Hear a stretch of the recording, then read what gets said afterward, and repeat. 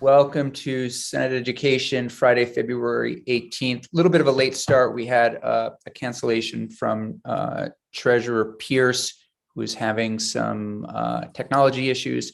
We have rescheduled, or we're working to reschedule her for Tuesday. Really appreciate Mr. James coming in. Brad, thanks for being with us and for jumping in.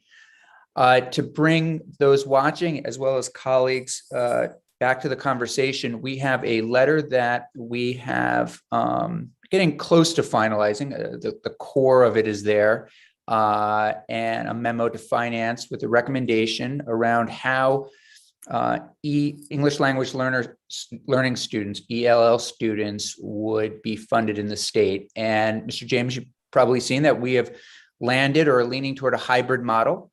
And some questions were raised by a number of senators on this committee as to what the impact would be on taxes. So, and what would that look like? And so we have you here to talk to us a little bit about that. Sure. No problem. I'm Brad James, Age of Education. And first of all, I apologize because this came to me 2 days ago and I completely missed that email. Thank you for following up, Senator Campion. No problem at all. We know everybody's busy.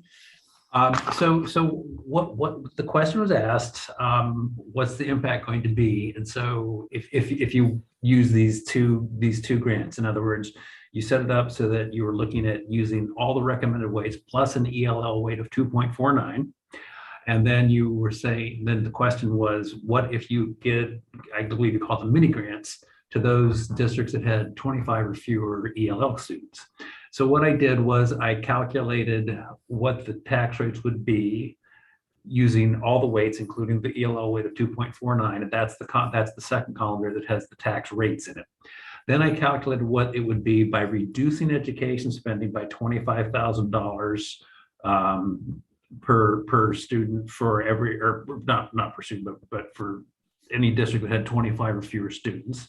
And that's the second column. And that's what I'm showing you. I figured it would probably be easier to see is just see what the decrease would be. So if we're looking at, does everybody have this handout that I put up there? Yeah. Okay. I just want to make sure if it's on our website, and I believe Daphne sent it around to senators. So I think people have had it for a couple of days, or at least a day now. Okay, great. So if I just look at the very first one, then it's Addison Central. Mm-hmm. If I work my way across, obviously in Addison County, they have 15 ELL students. That's the very first column. And again, these are FY20 numbers. This is all predicated and based on FY20 data. So it's anything will change in the future. But the rate they would have with just having all the weights would be $1.67.9. Okay. Then if I went back and recalculated by reducing their education spending by $25,000, because that's what that grant would do, it would reduce their education spending. Their tax rate decreases by about 0.001 pennies. So, a tenth of a penny is what it decreases. At 50,000, it's that last column, 0.003. The reason it's not double is because there's actually an extra digit in there. I'm only showing you 3 digits instead of 4 in difference. So that's what we're looking at here. If there is no change at all, one of two things is happening. Either the district has no ELL students, or they have more than 25 ELL students. And I think there are 7 or 9. I think it was 7. Oh, 9. I take it back. I have it here on the sheet of paper. There were 9 districts that had more than 25 ELL students, and they accounted for 1,485 students out of a total of 1,780, those 9 districts. And so the other 47 districts that had ELL students accounted for 295 in total, just so you have some semblance of what's happening. So the idea here, from what I interpreted from reading the letter from Senator Campion, and I guess the rest of you all, was that having these mini grants would then allow those districts that do not have a significant number of students, ELL students, to be able to at least hire a part-time person to work with these students. And that seems like this will do it. It's a very interesting idea. I like it, frankly, in my opinion. But so that's kind of where it stands, what you're looking at here. And again, I'm just showing you the differences. If you'd rather see the tax rates themselves, I can show you that. If you'd rather see the 4 digits of the tax rates, I can do that, whatever you prefer. Senator Perschlick. Yeah, I guess what I was thinking we were going to see is the a change of the tax rate because of the 2.49 weight. That's already, so I compare it to something, you know, past, like a change. So this is just what it would be if in 2020, had we had this 2.49. So we'd have to look at some other chart that had us what the actual. If you would like to put more another year or something in there, I'd be happy to. I mean, if you want to put, here's what they would have been, here's what they were in FY20, so that's where we started from. You know, no way to more or less current law with all those caveats as to what we did. If you want to put in that FY20, and then I could certainly show you that. I mean, it's a question of what you want to do. I wasn't 100% sure because we were racing around the end of the day. Right. I think it would be interesting to see that. But then as far as this chart goes, I'm having trouble visualizing why the rate would go down with the mini grants, because when their education spending is going up, but they're getting that money. It's not. No, Education spending doesn't include any of the grants, right? So, that's right. The initial column did not include the grants, so the education spending was actually higher in those. If you were one of those districts that had that cohort of students, then your education spending decreased by either $25,000 or $50,000 for which scenario. So I was trying to bracket it, is what I was doing. I see. Right. But in a way, it's just kind of, it's going down, but it's not huge. It's not significantly going down. And it's going down from what could already be going up from all the other weights. So I mean, it will not take me long to add more information into this, because the work was actually getting those deltas that you're seeing there. That's what the work was. If you, I mean, tell me what you want to see, and I'll put it together. I mean, if you want to add one more column, which is here's what the FY20 rates are as your base comparison, and so I would have.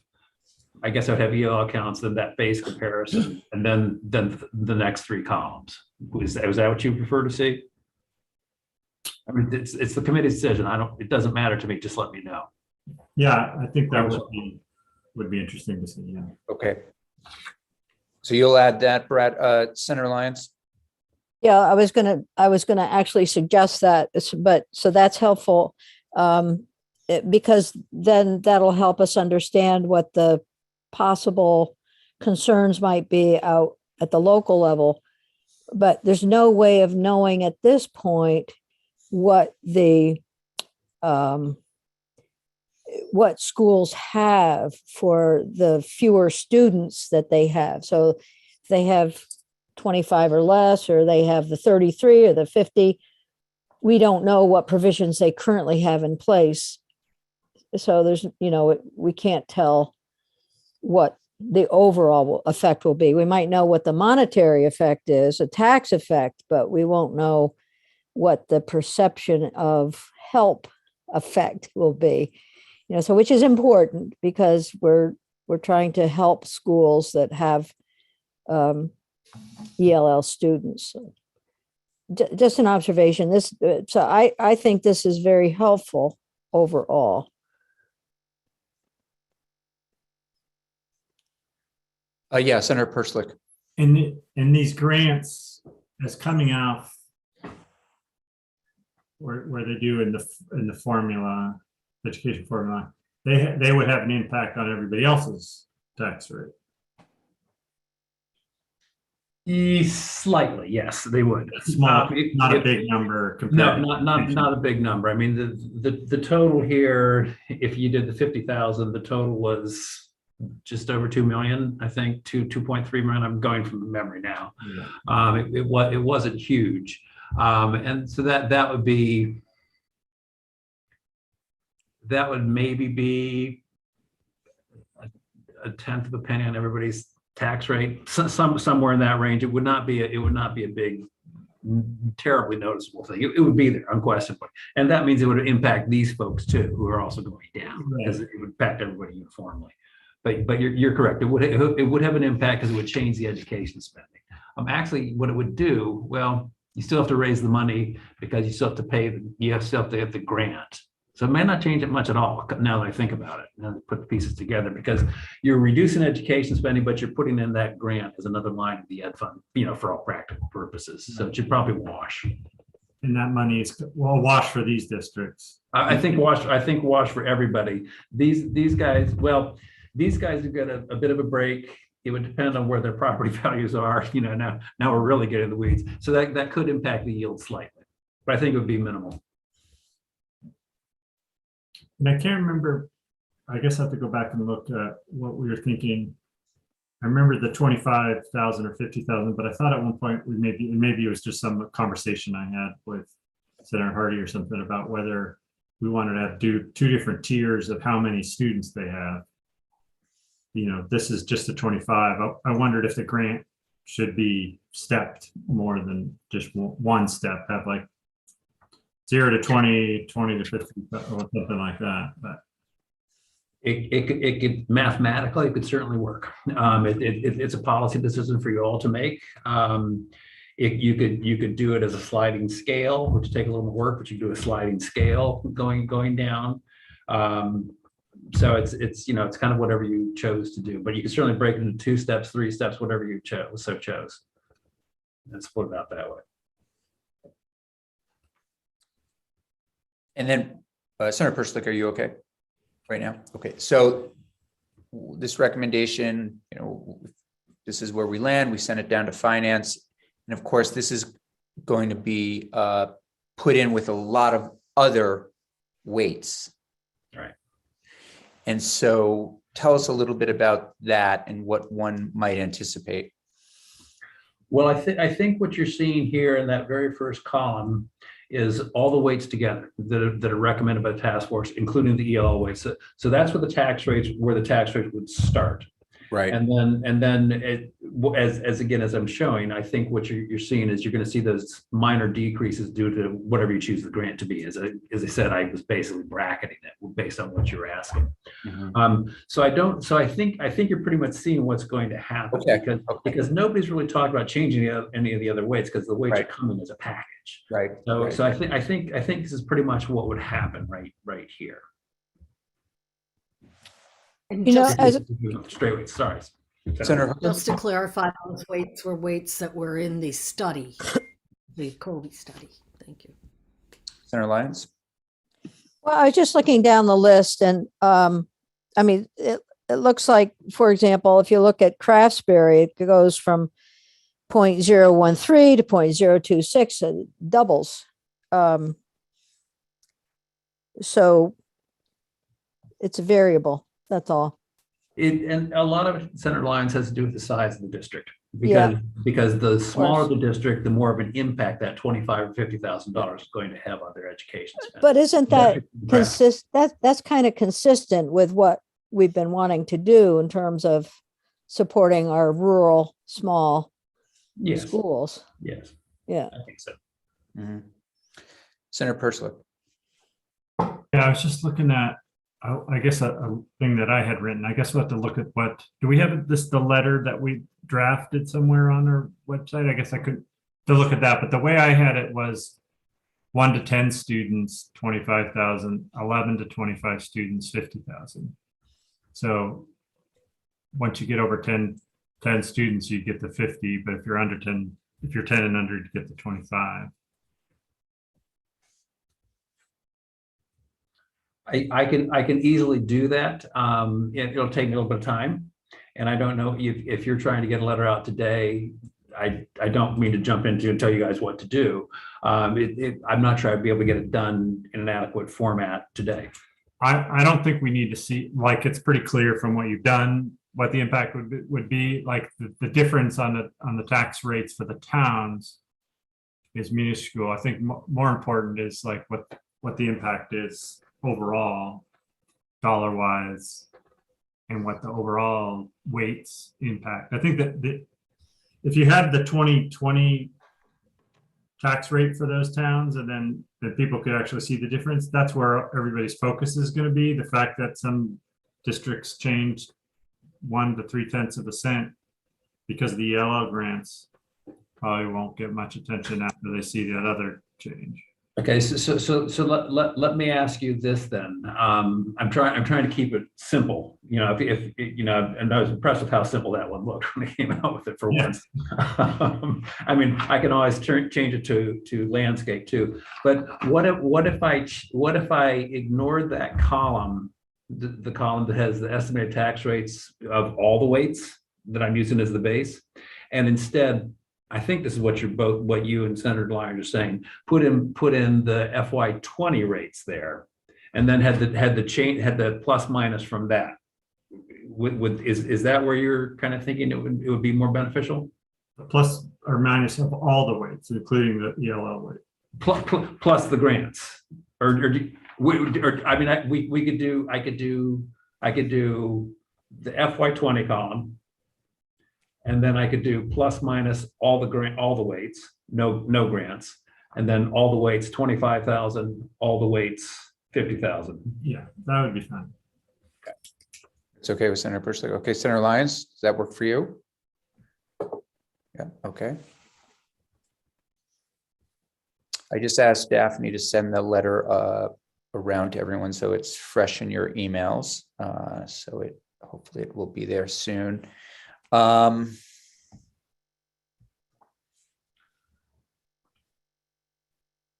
can probably have that done within 30 minutes at the most. If you would. That would be terrific. That would be terrific. And we can have you back. Okay, all right. Anything else before I jump off then? Just giving people an opportunity. Daphne is just sent around the draft of the letter. I just want to pull it up and make sure, give everyone an opportunity to take a look to make sure they don't have any additional questions. I mean, when I say draft, this is draft because I do want to add some real language to this, give people some context for our discussions, how we got there, et cetera. And it's still, it just looks sloppy to me. Senator Perchlik. Yeah, I like the idea of being more precise on the mini grants. I mean, this says 25 to 50,000 range. But we could be more specific if we have the time to say, you know, and I'm not sure what the right number is. I'd have to talk to the schools or AOE or, you know, those.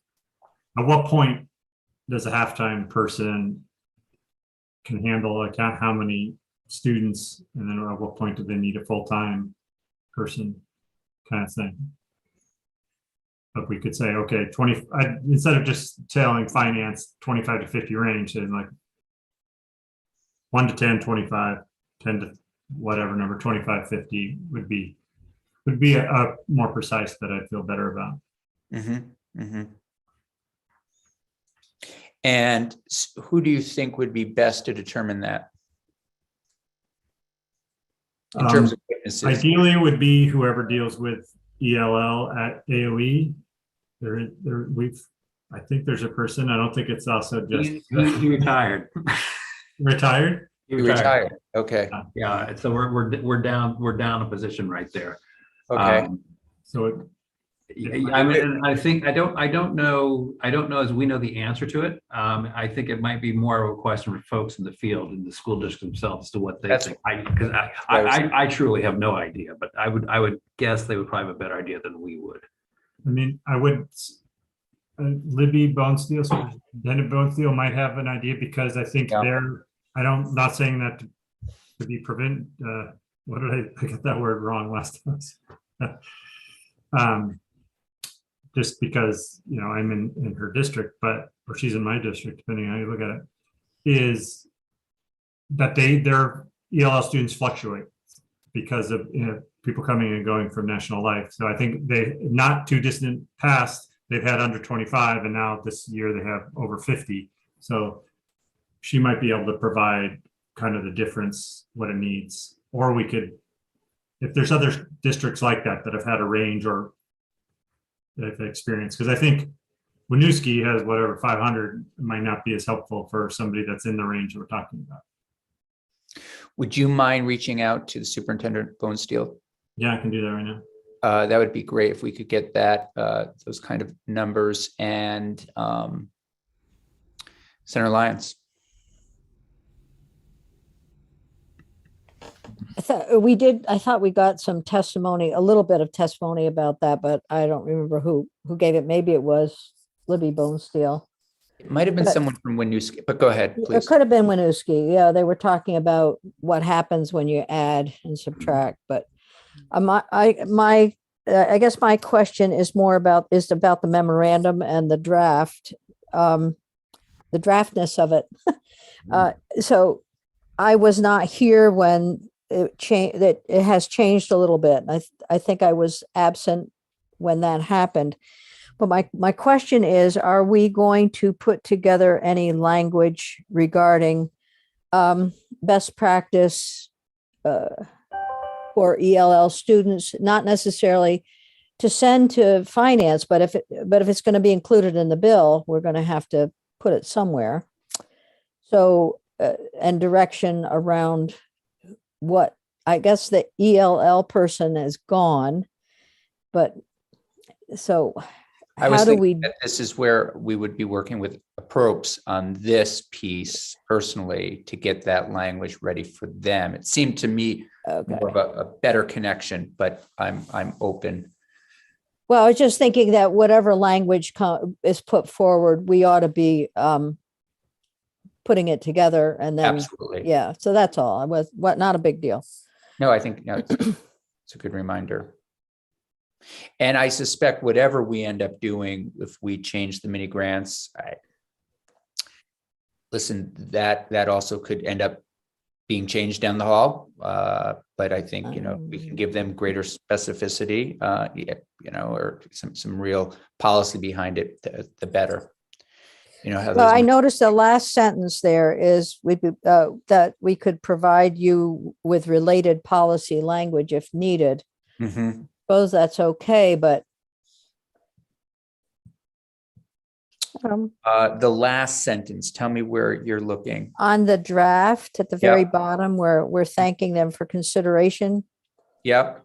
um, Oh, yeah. that one, Yeah. Yep. I'm not clear. Yeah, it's still sloppy. It's just there needs to be more text in general here, kind of pulling things Yeah. apart a little bit. And I do have some text a little bit that I'll share orally with the committee when Jim is in, and Jim's going to work with us a little bit this afternoon to see if we can get to a point where it's a little bit more solid. Okay.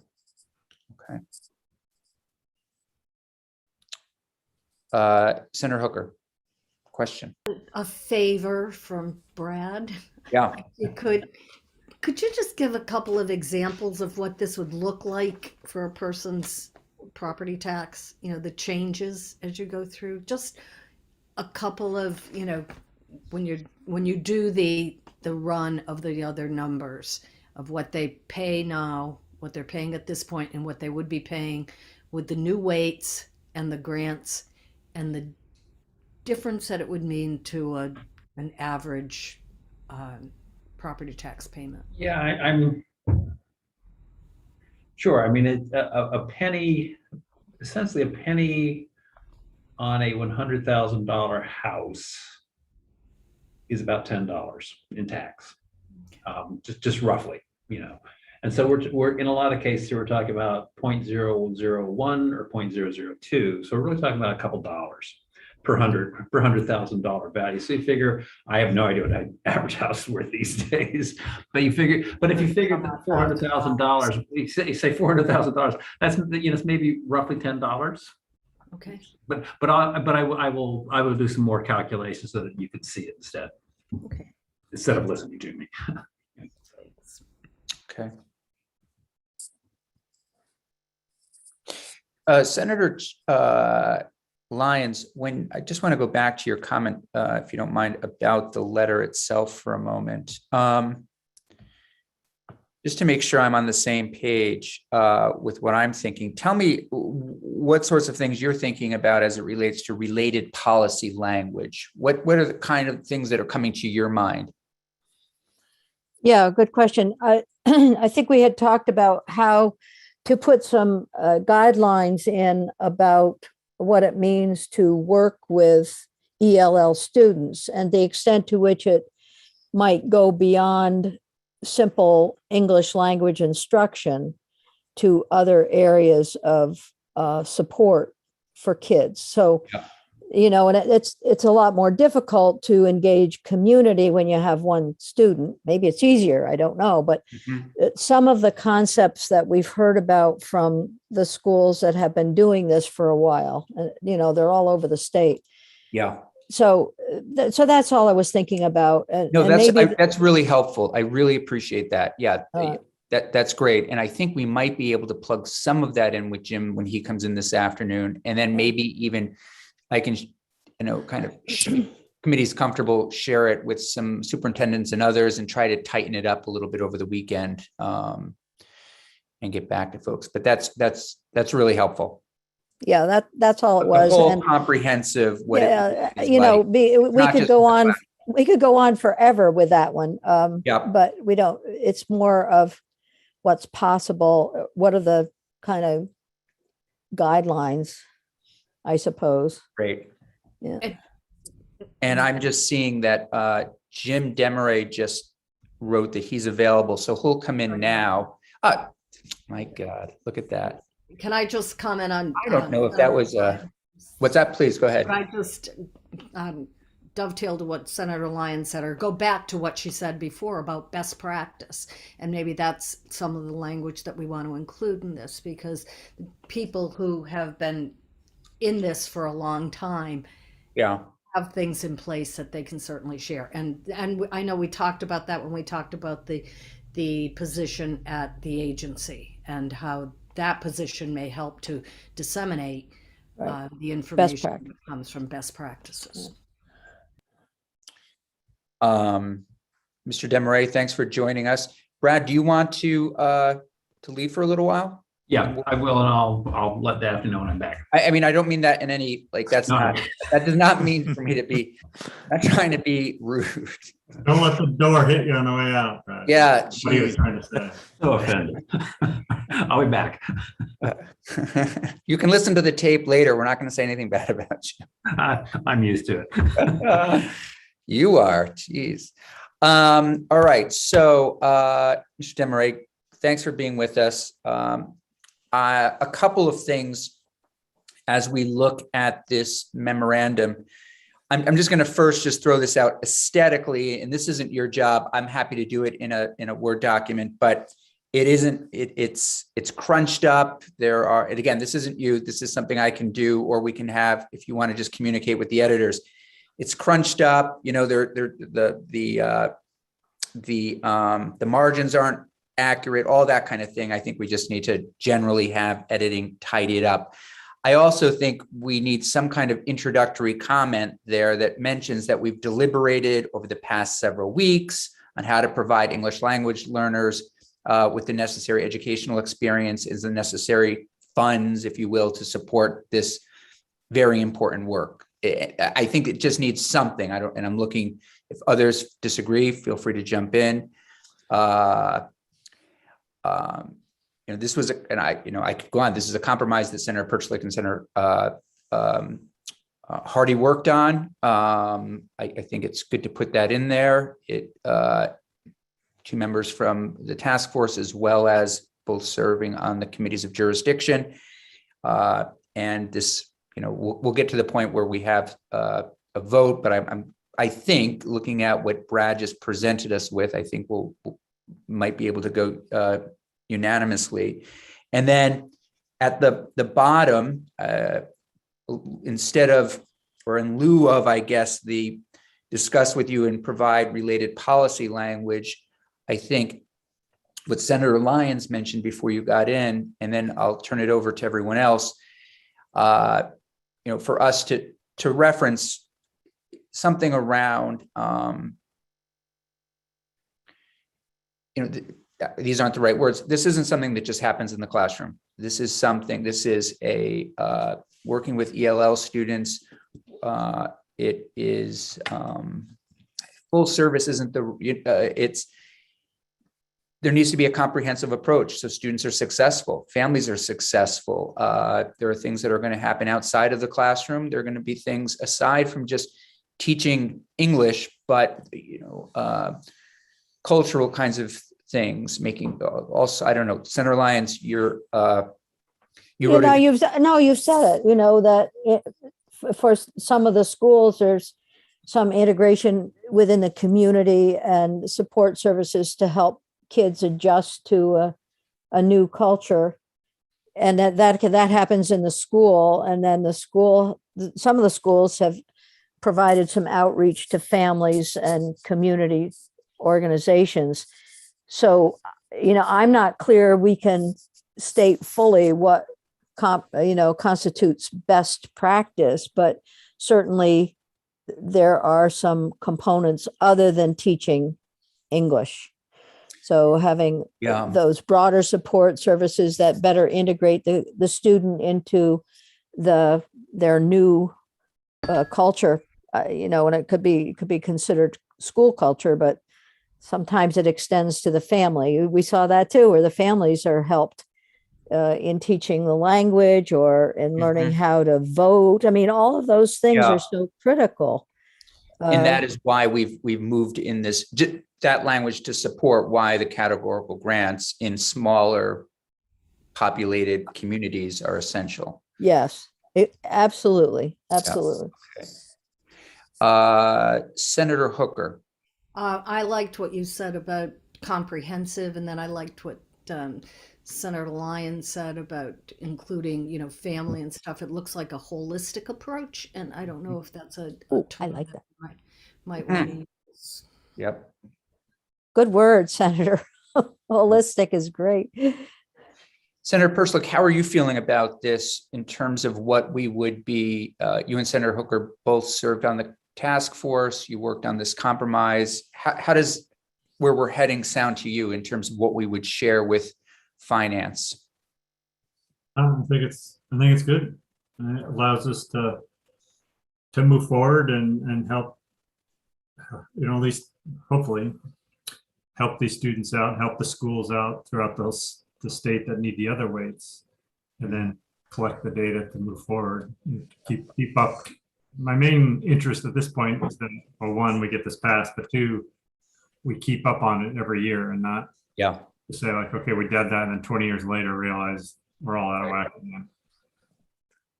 Right. Mr. Desmarais, questions or comments from you? I do have questions.